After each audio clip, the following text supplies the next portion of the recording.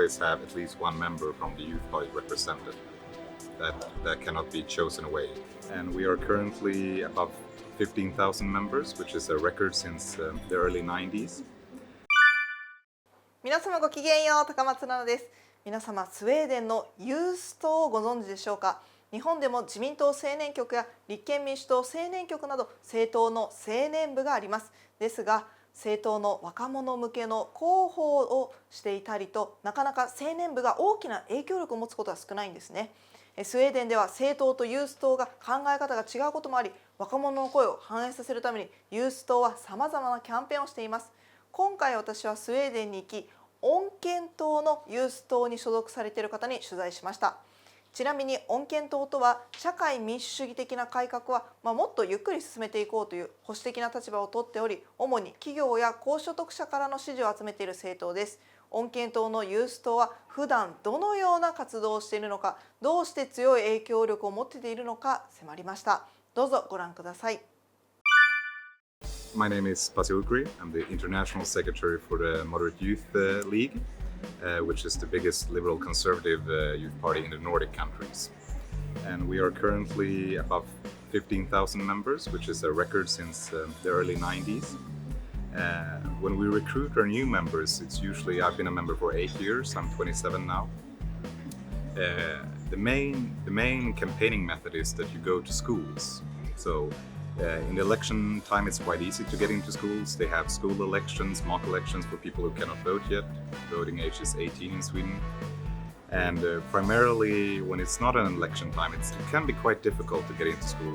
They want to have a distance to politics, but usually they have campaign days. So they invite all the parties in parliament, and they can stand there for 2-3 hours and talk to members.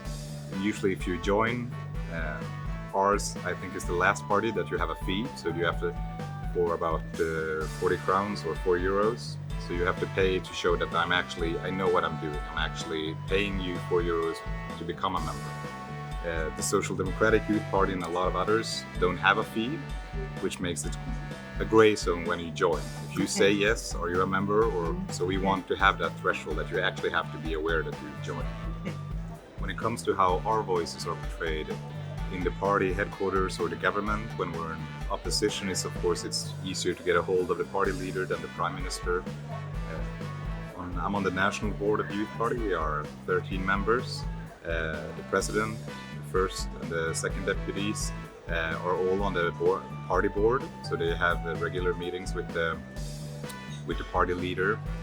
When it comes to youth voices in the party, we have a lot of mayors who are quite young, and deputy mayors.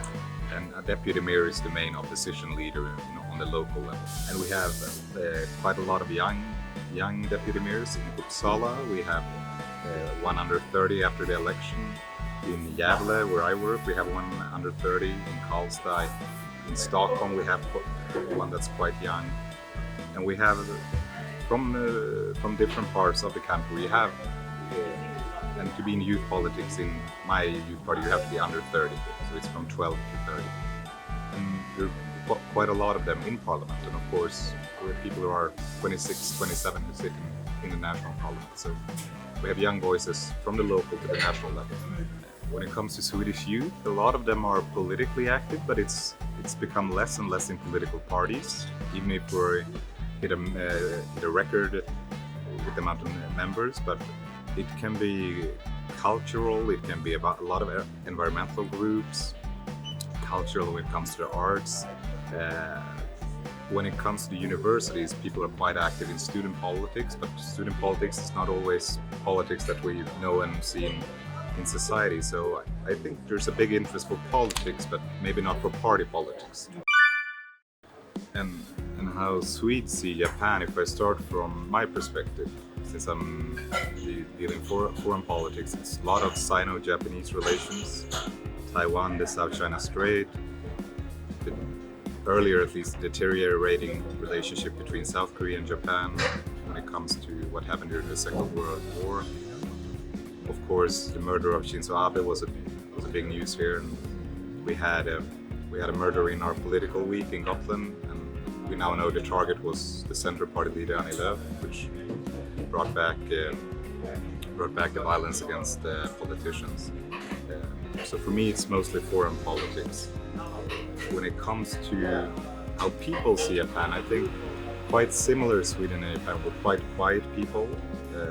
I usually joke that in the US, if you step into an elevator, they start talking to you. In Sweden, they get off.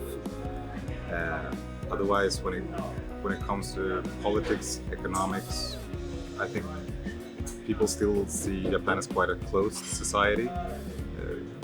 Not that much migration, a lot of elderly people. But I think the biggest impact is culture. I think that's what has the biggest influence on Swedes from Japan.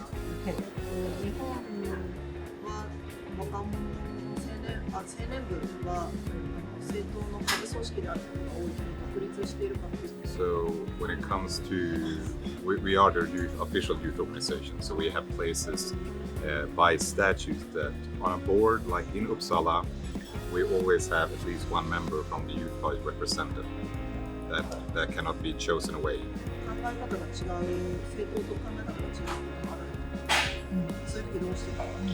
I would say on the second question that our job is more ideological. We don't propose 200 billion in certain reforms. We want to see what is our ideology. Is the party going too much right, too much left? But the youth party is it's traditionally more classical liberal. It's lower taxes, it's less state regulation, more freedom for the people. And one example could be the legalization of cannabis and drugs, which is something the youth party is for, but the mother party is against. Party funding in Sweden is the absolute majority is from the state and from the regional level and local level. How much you spend on advertising on social media, how much you spend on flyers and folders, and how much you spend on the official. That is decided by each party organization. So Uppsala might put more on social media, Stockholm might put more on flyers and so on. So it depends on the level, depends on the organization. 政党の青年部がなくなったら何が変わる？ They were created, I think we were created in 1934. I think it's somewhere around there.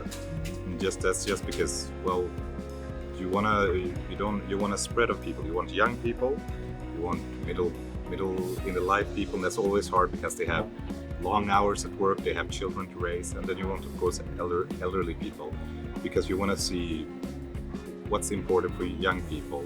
If we take focus on young people, what's important for young people, and it's one way to get new politicians in the future.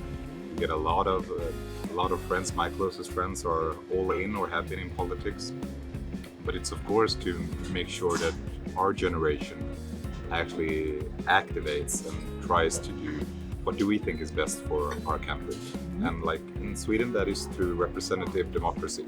It's not chaining yourself to a tree or gluing yourself to the highway. If you want to change politics in Sweden, it's through representative politics, and that usually starts in the youth party. 最後までご覧いただきありがとうございました。ぜひチャンネル登録、高評価お願いいたします。それではまたごきげんよう。